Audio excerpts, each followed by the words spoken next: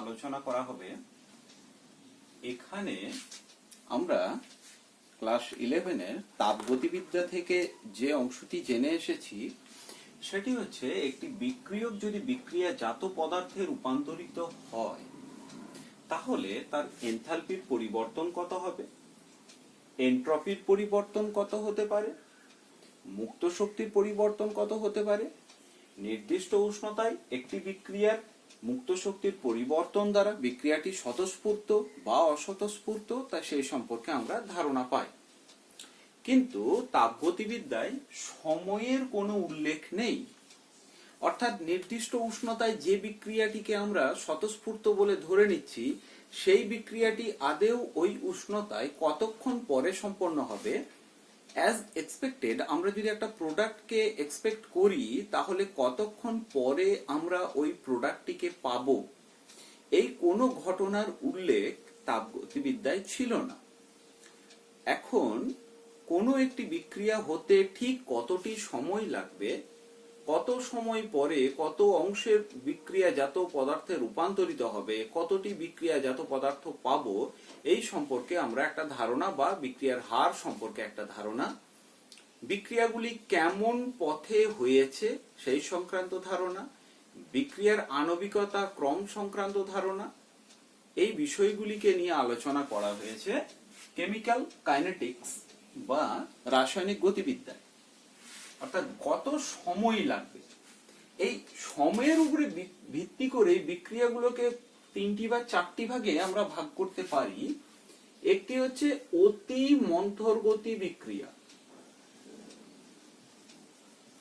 অতি মন্থরগতি বিক্রিয়া, very very slow. কারা একটা বিক্রিয়া হয় আমরা জানি, ঠিক কত সময় লাগবে সেটা যখন আমরা জানতে পারি না।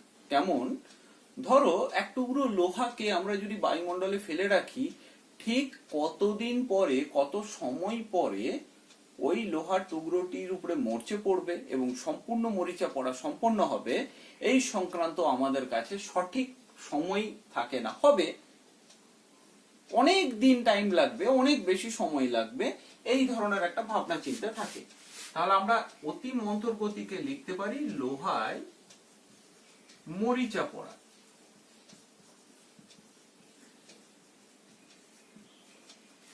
আবার মন্থর গতি আমরা সাধারণভাবে যে বিক্রিয়াগুলোকে দেখি, যেগুলো হতে 1 মিনিট 2 মিনিট 10 মিনিট 24 ঘন্টা 72 ঘন্টা টাইম লাগে, আমরা যেগুলোকে গতিবেগ সহজে পরিমাপ করতে পারি সেগুলোকে আমরা বলি স্লো রিঅ্যাকশন।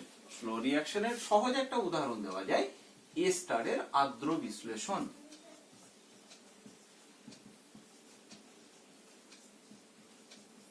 ইথাইল অ্যাসিটেটকে পরীক্ষাগারে, এই সহজ পরীক্ষাটা আমরা প্রায় সকলেই করি। ইথাইল অ্যাসিটেটকে জল মাধ্যমে নিয়ে সামান্য অ্যাসিড ক্যাটালাইজড করে দিলে আর্দ্র বিশ্লেষিত হয়ে অ্যাসিটিক অ্যাসিড এবং ইথানলে পরিণত হয়। তাই ইথাইল অ্যাসিটেটের আর্দ্র বিশ্লেষণ, এস্টারের আর্দ্র বিশ্লেষণ একটি স্লো স্টেপ মন্থরগতি বিক্রিয়ার উদাহরণ।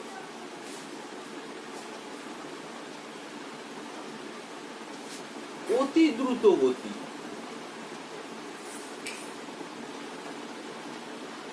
অতি দ্রুত গতি লাইট ফাস্ট কন্ডিশনে যেগুলো হয়, যেমন 10⁻⁻15 সেকেন্ডে যদি কোনো বিক্রিয়া সম্পন্ন হয়ে যায় তার কাইনেটিক্স হার অত আমরা সহজ উপায়ে পরিমাপ করতে পারি না। পালস ফোটোমেট্রি যন্ত্র ইত্যাদি কিছু যন্ত্র আছে যারা এইসব বিক্রিয়াকে পরিমাপ করতে পারে। উদাহরণ কি আয়ন বিনিময় বিক্রিয়া। এই আয়ন বিনিময় বিক্রিয়াতে কোথাও জারণ সংখ্যার পরিবর্তন হয় না। যেমন ধরো আমরা পড়েছি সোডিয়াম ক্লোরাইড দ্রবণে, NaCl দ্রবণে যদি সিলভার নাইট্রেট যোগ করা হয় তাহলে AgCl এর সাদা অধক্ষেপ পড়ে। এই বিক্রিয়াটি অতি দ্রুতগতি বিক্রিয়া, আয়ন বিনিময় বিক্রিয়া। আধানের পরিবর্তন হয়নি, জারণ সংখ্যার পরিবর্তন, আয়ন পরিবর্তন বিনিময় হয়ে যায়। তাহলে এই বিক্রিয়াটাকে আমরা বলছি কি অতি দ্রুতগতি বিক্রিয়া। এখন বিক্রিয়াকে আমরা যে ভাগ করছি দ্রুতগতি, অতি দ্রুতগতি, মন্থরগতি, এগুলোকে কি বলা হয় না বিক্রিয়ার হার, রেট অফ রিয়াকশন, বিক্রিয়া হার। বিক্রিয়া হার তাহলে কি না প্রতি একক সময়ে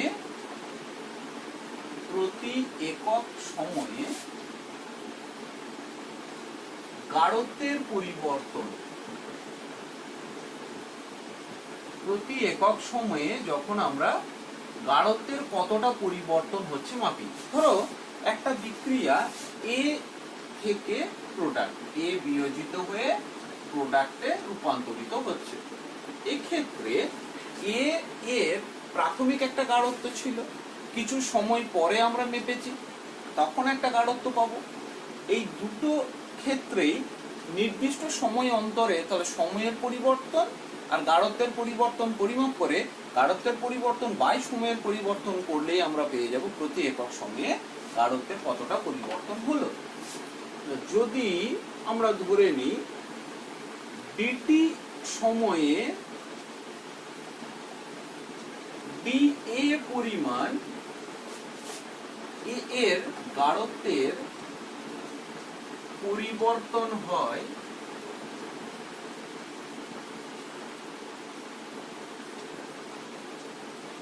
যদি ডিটি সময়ে ডি এ পরিমাণ গাঢ়ত্বের পরিবর্তন হয়, ডি এর গাঢ়ত্বের পরিবর্তন ডি এ, তাহলে রেট সমান ডি এ বাই ডিটি। আবার আমরা কি বলতে পারি না প্রোডাক্টের সাপেক্ষে যদি ডিটি সময়ে ওই ডিটির সময়ে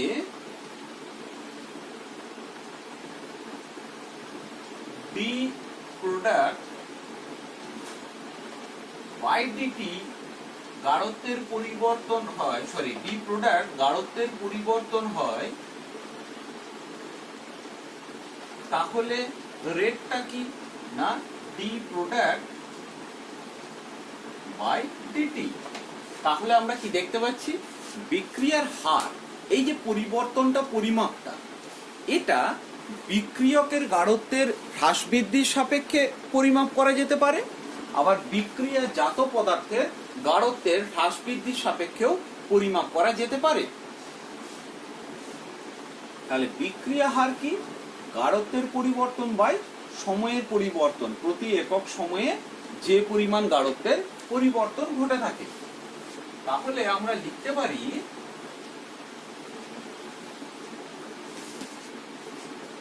যে বিক্রিয়া হার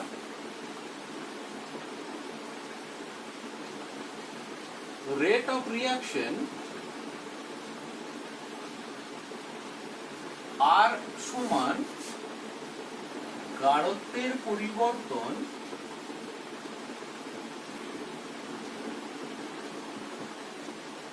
বাই সময়ের পরিবর্তন।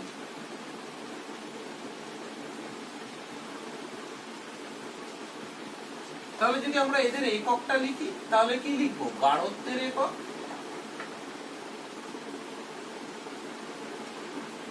বাই সময়ের একক। এবারে গাঢ়ত্ব যদি আমরা তরল মাধ্যমে বিক্রিয়াটা ঘটাই, তরল মাধ্যমে, সেখানে কনসেন্ট্রেশন গাঢ়ত্বকে প্রকাশ করা হয় মোল পার লিটার এককে। যদি এদের মধ্যে গ্যাসীয় হয় তাহলে গ্যাসীয় পদার্থের গাঢ়ত্বকে প্রকাশ করার উপায় হচ্ছে অংশ চাপ। গ্যাসীয় বিক্রিয়ার ক্ষেত্রে অংশ চাপে, সেক্ষেত্রে প্রকাশ করব আমরা অ্যাটমোস্ফিয়ার বার বা টর এককে। তাহলে গ্যাসীয় পদার্থের ক্ষেত্রে অংশ চাপ এককে, তরল মাধ্যমের বিক্রিয়ার ক্ষেত্রে মোল পার লিটার এককে পরিমাপ করা হয় সাধারণভাবে। তাহলে রেট অফ রিঅ্যাকশনের একক কি? যদি আমরা তরল মাধ্যমে ধরি তাহলে গাঢ়ত্বের একক মোল লিটার টু দি পাওয়ার -1, সময়ের একক সেকেন্ড, তাহলে আমরা পেলাম mole litre to the power -1 second to the power -1। আর যদি গ্যাসীয় মাধ্যমে হয় তাহলে atmosphere second to the power -1। এই হচ্ছে গিয়ে বিক্রিয়ার হারকে প্রকাশ করবার, এককটাকে প্রকাশ করবার পদ্ধতি। তাহলে বিক্রিয়া হার কি? গাঢ়ত্বের পরিবর্তন বাই সময়ের পরিবর্তন।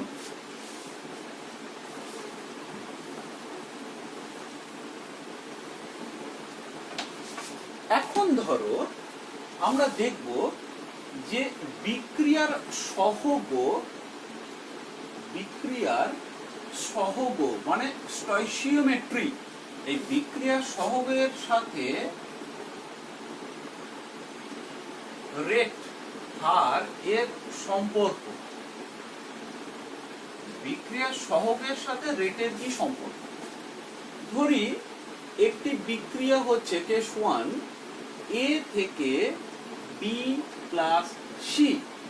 বিক্রিয়াটিকে সংক্ষিপ্তভাবে বললে এ বিয়োজিত হয়ে বি এবং সি উৎপন্ন করছে।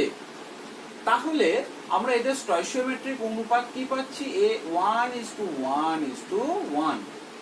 অর্থাৎ যে সময়ে একটি এ বিয়োজিত হয়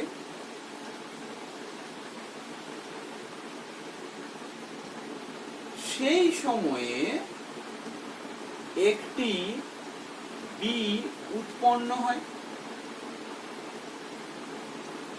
সেই একই সময়ে একটি সি উৎপন্ন হয়। তাহলে এ এর ভাঙনের হার সমান বি এর উৎপন্ন হবার হার সমান সি এর উৎপন্ন হবার হার। আমরা যদি এক গ্রাফটাকে একটু দেখি যে একটা বিক্রিয়ার গাঢ়ত্ব ভার্সেস সময়, বিক্রিয়কের গাঢ়ত্ব ভার্সেস সময় প্লট যদি আমরা করি, এই দিকেতে আমরা কনসেন্ট্রেশন প্লট করেছি গাঢ়ত্বের, এই দিকেতে আমরা সময় টাইম প্লট করলাম। প্রাথমিক বিক্রিয়কের গাঢ়ত্ব একটা নির্দিষ্ট মান নিয়েছি আমরা, সেই সময় বি এবং সি ছিল 0। তাহলে বিক্রিয়কের শুরুতে একটা নির্দিষ্ট গাঢ়ত্ব নেওয়া হয়, সেই সময়েতে বিক্রিয়াজাত পদার্থের গাঢ়ত্বের মান 0 থাকে। বিক্রিয়া যত অগ্রসর হয় বিক্রিয়ক পদার্থের পরিমাণ তত কমতে থাকে।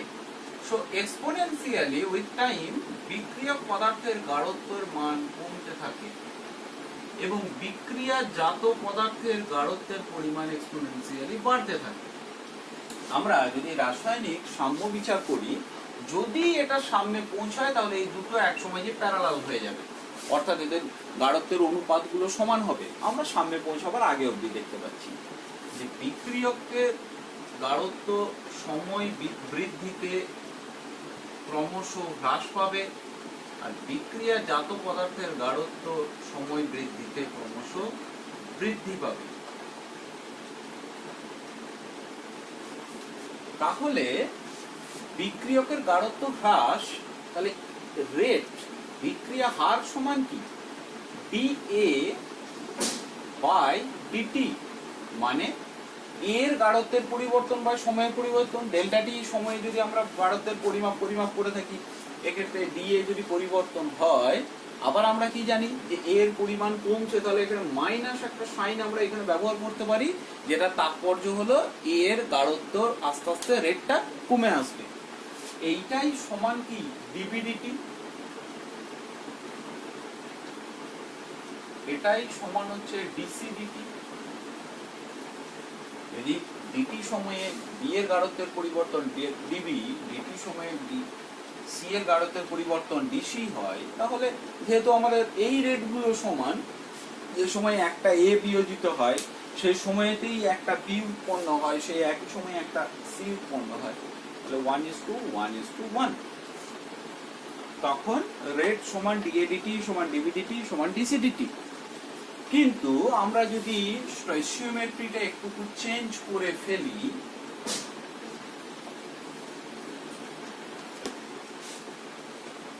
a থেকে 2b প্লাস c যদি করি আমরা, অর্থাৎ a এর একটি বিয়োজিত হলে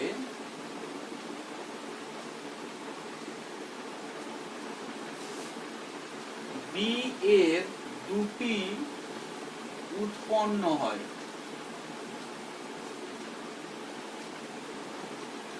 সি এর একটি উৎপন্ন হয়। অনুপাতটা 1:2:1 স্টয়চিওমেট্রিক রেশিও। তাহলে এ এর ভাঙনের হার সমান সি এর উৎপন্ন হবার হার।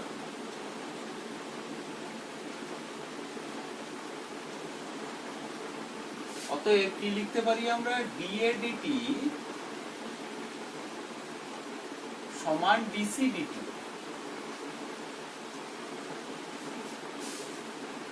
আবার যে সময়ে একটি এ বিয়োজিত হয় সে সময়ে দুটি বি উৎপন্ন হয়, তাহলে বি এর উৎপন্ন হবার হার এর বিয়োজনের হারের দ্বিগুণ। তাহলে আমরা কি বলতে পারি? বি এর উৎপন্ন হবার হার এর বিয়োজন হারের দ্বিগুণ, বা এ এর বিয়োজনের হার বি এর উৎপন্ন হবার হারের অর্ধেক। তাহলে ডিবিডিটি বি এর উৎপন্ন হবার হার আসলে এ এর বিয়োজন হারের দ্বিগুণ।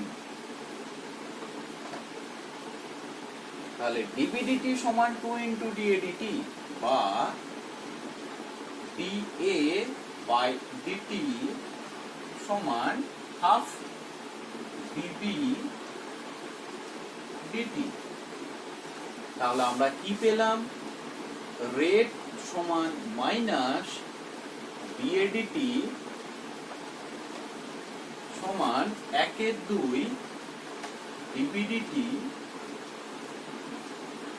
সমান ডিসি বাই ডিটি। তাহলে রেট সমান মাইনাস ডিএডিটি সমান হাফ ডিবিডিটি সমান ডিসিডিটি। এটাকে যদি আমরা একটা বাস্তব উদাহরণের সাহায্যে একটু দেখি, ধরো একটা কেমিক্যাল রিঅ্যাকশন, আমরা সবাই জানি হেবার পদ্ধতিতে অ্যামোনিয়া উৎপাদন। একসাথে লিখতে পারো তোমরা যে এদের স্টয়চিওমেট্রিক রেশিও 1:3:2। তাহলে যে সময়ে একটি N2 বিয়োজিত হয়, যখন আমাদের একটা নাইট্রোজেন বিয়োজিত হচ্ছে, সেই সময়ে 3টি হাইড্রোজেন বিয়োজিত হয়, তো সেই সময়ে 2টি NH3 উৎপন্ন হয়। অর্থাৎ কি পাচ্ছি আমরা? H2 এর বিয়োজন হার সমান 3 গুণিত N2 এর বিয়োজন হার। কেন? একটা নাইট্রোজেন ভাঙলে 3টে হাইড্রোজেন ভাঙে, তাহলে হাইড্রোজেনের ভাঙনের হার নাইট্রোজেনের ভাঙনের হারে 3 গুণ। আবার একটা পাচ্ছি আমরা NH3 এর উৎপন্ন হবার হার, কটা? একটা নাইট্রোজেন ভাঙলে 2টো NH3 উৎপন্ন হয়, তাহলে NH3 এর উৎপন্ন হবার হার N2 এর বিয়োজন হার তার দুগুণ গুণিত 2। তাহলে আমরা লিখতে পারি যে DH2 বাই DT সমান 3 গুণিত D N2 বাই DT, और D N2 বাই DT সমান 1/3 DH2 বাই ডিটি। আবার dNH3 বাই ডিটি সমান 2 গুণিত dN2 বাই ডিটি, অথবা dN2 বাই ডিটি সমান হাফ dNH3 বাই ডিটি। অতএব rate of the reaction equals to minus dN2 by dt সমান minus 1/3 dH2 by dt সমান half dNH3 by dt. এটা হলো গিয়ে বিক্রিয়াটার সহগের সাথে রেটের সম্পর্ক। তাহলে আমরা একটা জেনারেল সমীকরণ যদি লিখি, সাধারণ সমীকরণের সাহায্যে যদি আমরা এটাকে প্রকাশ করতে পারি, সেটা হলো এ এর এক্স পরিমাণ বি এর ওয়াই পরিমাণের সাথে বিক্রিয়া করে সি এর জেড পরিমাণ এবং ডি এর ডব্লিউ পরিমাণ তৈরি করেছে এক্স ওয়াই জেড ডব্লিউ সহগ। অতএব rate equals to minus 1/x dA by dt সমান minus 1/y dB by dt সমান 1/z dC বাই ডিটি সমান 1/w dD বাই ডিটি। তোমরা কোনো একটি সাধারণ সমীকরণে এই রেটের সাথে সহগের এই সম্পর্কটিকে ব্যবহার করতে পারো। এদের মধ্যে কোনো একটি দেওয়া থাকলে অন্যটির মান আমরা সহজে নির্ণয় করতে পারবো। তাহলে আমরা এখন পড়ি ভরক্রিয়ার সূত্র, ল অফ মাস অ্যাকশন। ধরো একটা বিক্রিয়া ঘটছে, এ এবং বি বিক্রিয়া করে সি এবং ডি উৎপন্ন করে। আমরা গ্রাফিক্যালি যে জিনিসটা দেখেছি যে কনসেন্ট্রেশন ভার্সেস টাইম প্লট করে বিক্রিয়কের গাঢ়ত্ব ক্রমশ হ্রাস পায়, তাই না? তাহলে এই পয়েন্টে দাঁড়িয়ে বিক্রিয়াটার হার এখানে বা এখানে বা এখানে কি সমান হতে পারে? এই সম্পর্কে ধারণার জন্য আমাদের একটা সুন্দর সূত্র আছে, ভরক্রিয়ার সূত্র। তো ভরক্রিয়ার সূত্র জিনিসটা ঠিক কি না, কোনো একটি রাসায়নিক বিক্রিয়ার যে কোনো মুহূর্তে, কোনো একটি রাসায়নিক বিক্রিয়ার যে কোনো মুহূর্তে বিক্রিয়ার হার ওই সময়ে উপস্থিত বিক্রিয়কগুলির সক্রিয় ভরের সমানুপাতিক। কিন্তু সহজ করবার জন্য সক্রিয় ভরটাকে মোলার গাঢ়ত্ব ধরে নেওয়া হয়।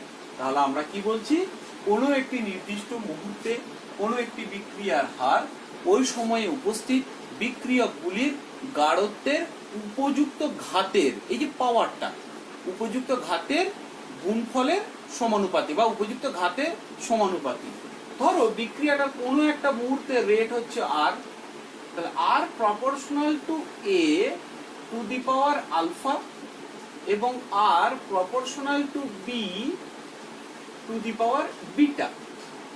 এখন প্রশ্ন হচ্ছে এখানে সহগ ছিল এক্স এবং ওয়াই, কিন্তু আমরা হয়তো প্র্যাকটিক্যালি পেয়েছি পরীক্ষামূলকভাবে আলফা আর বিটা।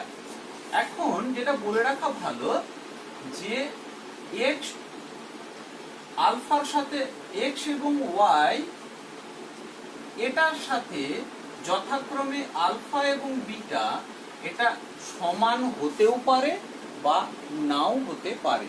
তাহলে আমরা কি পেলাম, R proportional to A to the power alpha B to the power beta. আসলে এর কত ঘাতের সাথে ঠিক সমান হবে এটা পরীক্ষামূলকভাবে নির্ধারণ করা হয়, কিন্তু আমরা কি দেখতে পেলাম যে সময়ের সাথে সাথে এ এর গাঢ়ত্ব, বিক্রিয়কের গাঢ়ত্ব হ্রাস পায়। তাহলে এখানে গাঢ়ত্বের মান বেশি ছিল, বিক্রিয়ার শুরুতেই যা রেটটা থাকবে, বিক্রিয়ার মাঝামাঝি সময়ে এসে রেটটা কমবে, আরো পরে রেটটা আস্তে আস্তে কমতে থাকবে। তাহলে রেটটা কিন্তু বিক্রিয়কের সাপেক্ষে গ্র্যাজুয়ালি ডিক্রিজ করবে। তাহলে বিক্রিয়াটার আমরা গড় বিক্রিয়া হার বের করতে পারবো। বিভিন্ন সময়ে হারগুলো বের করে নিয়ে তার যদি আমরা অ্যাভারেজ করে নিই, অথবা একটা লম্বা টাইম স্প্যানের খুব দীর্ঘ সময়ে 10 মিনিটের বিক্রিয়া প্রথম থেকে 10 মিনিট পর্যন্ত মেপে নিয়ে গাঢ়ত্বের পরিবর্তন, সময়ের পরিবর্তন করলে যেটা পাবো আমরা গড় বিক্রিয়া হার পাবো।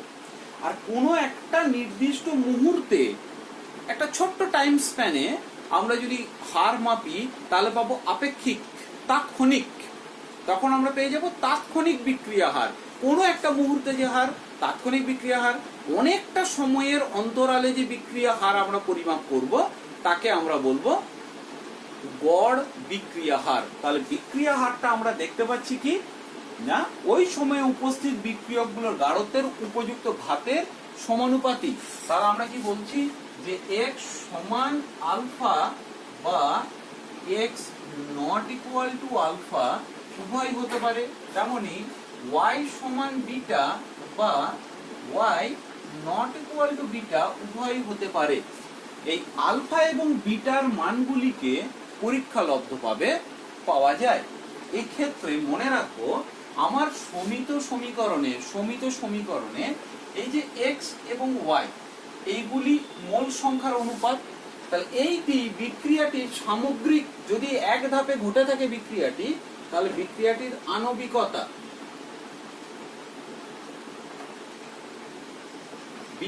আণবিকতা, সমান হচ্ছে x প্লাস y। আর একটা জিনিস আমরা জানবো, বিক্রিয়াটার ক্রম। এই ক্রমটা হচ্ছে বিক্রিয়াটার হার সমীকরণে, বিক্রিয়াটার রেট ইকুয়েশন, এটা হচ্ছে তার রেট ইকুয়েশন। তো বিক্রিয়াটার রেট ইকুয়েশনে বিক্রিয়কগুলোর গাঢ়ত্বের যে পাওয়ারগুলো, ঘাতগুলো, ওই ঘাত সমূহের সমষ্টিটা হচ্ছে বিক্রিয়াটার সামগ্রিক ক্রম। আর এ সাপেক্ষে ক্রম কত? আলফা। বি এর সাপেক্ষে ক্রম কত? বিটা। তাহলে মোট ক্রম এন সমান আলফা প্লাস বিটা। এ এর সাপেক্ষে ক্রম সমান আলফা, বি এর সাপেক্ষে ক্রম বিটা। মনে রাখবে x প্লাস ওয়াই সমান আলফা প্লাস বিটা হতেও পারে, और x plus y not equal to alpha plus beta. তাহলে আর x আর y যোগফলটাই বিক্রিয়াটা সামগ্রিক ক্রম হতেও পারে, আবার নাও পারে। তাহলে ক্রম কি? বিক্রিয়াটার হার সমীকরণে বিক্রিয়কগুলোর যে গাঢ়ত্বের উপযুক্ত পাওয়ার, ঘাত, সেইগুলিকে হচ্ছে ওই বিক্রিয়কের সাপেক্ষে তার ক্রম। x প্লাস ওয়াই যেটা, সেটা হচ্ছে বিক্রিয়াটার আণবিকতা, এবং আলফার বিটা এগুলো হচ্ছে এর সাপেক্ষে ক্রম, বি এর সাপেক্ষে ক্রম, এবং আলফা প্লাস বিটা হলো সামগ্রিক ক্রম, সামগ্রিক অর্ডার। এবারে কোন ক্ষেত্রে আলফার বিটা সমান হবে এবং কোন কোন ক্ষেত্রে সমান হবে না? মৌলিক যদি বিক্রিয়া হয়, মৌলিক এলিমেন্টারি, যদি আমার রিঅ্যাকশন এলিমেন্টারি হয় তাকে বলবো এক ধাপে, যে বিক্রিয়াগুলো এক ধাপে সম্পন্ন হয়, এলিমেন্টারি রিঅ্যাকশন, তাদের জন্য মনে রাখবে ক্রম সমান আণবিকতা। যাহাই ক্রম তাহাই আণবিকতা। অর্থাৎ ওই বিক্রিয়াটি সমিত সমীকরণে মোট যতগুলো অণু অংশগ্রহণ করেছে সেটাই বিক্রিয়াটার ক্রম, সেটাই বিক্রিয়াটার আণবিকতা, যদি মৌলিক বিক্রিয়া হয়। কিন্তু জটিল রাসায়নিক বিক্রিয়া,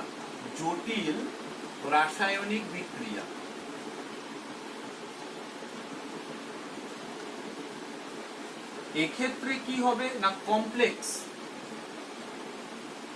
আমরা সাধারণত দেখেছি এ থেকে প্রোডাক্টে রূপান্তর হয়েছে, কিন্তু বাস্তবে ধরো এমন হয়েছে এ থেকে বি, বি থেকে সি, এবং সি থেকে প্রোডাক্ট, এই প্রতিটা ধাপের হার হয়তো সমান নেই।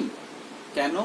ধরে নিই এ থেকে বি খুব লাইট ফাস্ট কন্ডিশনে তৈরি হয়, যেই মুহূর্তে বিক্রিয়া স্টার্ট হয় এ বি তে রূপান্তর হয়। আবার যেই মুহূর্তে একটা সি উৎপন্ন হয় সঙ্গে সঙ্গে সি প্রোডাক্টে রূপান্তর হয়ে যায়। কিন্তু বি থেকে সি এই রেটটা খুব কম, অর্থাৎ এ থেকে বি হয়ে গেছে, বি এ থেকে বি প্রতি মিনিটে 10টা যাচ্ছে ধরে নিই, সি তৈরি হলেই প্রোডাক্ট হয়, কিন্তু বি থেকে সি প্রতি মিনিটে 2টো, তাহলে বিক্রিয়াটার অ্যাকচুয়াল রেট কত হলো? প্রতি মিনিটে 2টো। এইটাকে বলে বটলনেক প্রিন্সিপাল। বটলনেক প্রিন্সিপাল বলছে একটা তরলপূর্ণ বোতলের গলাটা যত সরু, ভেতরের তরলটার বেরোবার হার তত কম।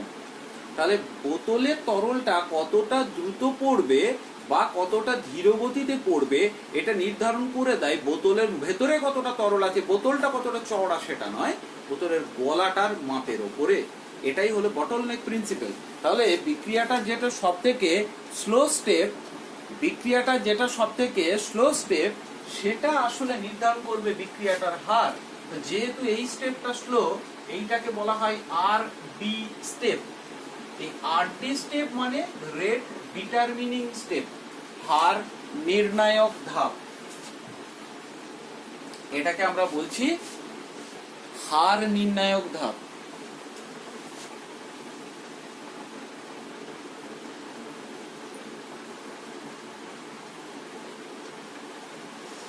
মনে রাখবে এটা একটা প্রশ্ন থাকে, আরডি স্টেপ কাকে বলে? আরডি স্টেপ কি বলবো? কোন জটিল রাসায়নিক বিক্রিয়ার যে ধাপটি সব থেকে ধীরগতি তাকে বলে আরডি স্টেপ। এবং এক্ষেত্রে মনে রেখো জটিল রাসায়নিক বিক্রিয়ার ক্ষেত্রে হার নির্ণায়ক ধাপে যে কটি অণু অংশগ্রহণ করে সেটি হলো বিক্রিয়াটির ক্রম। আই রিপিট, জটিল রাসায়নিক বিক্রিয়ায় হার নির্ণায়ক ধাপে যে কটি অণু অংশগ্রহণ করে তাকে বলবো আমরা বিক্রিয়াটার ক্রম। আর আণবিকতা বিভিন্ন ধাপে বিভিন্ন সংখ্যায় অণু অংশগ্রহণ করে, তাই জটিল রাসায়নিক বিক্রিয়ার সামগ্রিক আণবিকতা বলে কিছু হয় না, প্রতিটা ধাপের আণবিকতা নির্ণয় করতে হয়। কিন্তু জটিল রাসায়নিক বিক্রিয়ার সবচেয়ে ধীরগতির যে ধাপ সেইটিকে বলছি আমরা হার নির্ণায়ক ধাপ। ওই ধাপে যতগুলো অণু অংশগ্রহণ করবে সেটাকেই আর কি না ক্রম এবং আণবিকতার কি পার্থক্য পায়? যদি মৌলিক রাসায়নিক বিক্রিয়া হয় তাহলে ক্রম এবং আণবিকতার মান সমান। যদি জটিল রাসায়নিক বিক্রিয়ার ক্ষেত্রে হার নির্ণায়ক ধাপের ক্রমটি হলো বিক্রিয়াটির সামগ্রিক ক্রম। আণবিকতার তাত্ত্বিক রাশি অর্থাৎ আণবিকতাকে থিওরিটিক্যালি মাপা হয়, ক্রম পরীক্ষালব্ধ, ক্রমকে পরিমাপ করা হয় পরীক্ষামূলকভাবে।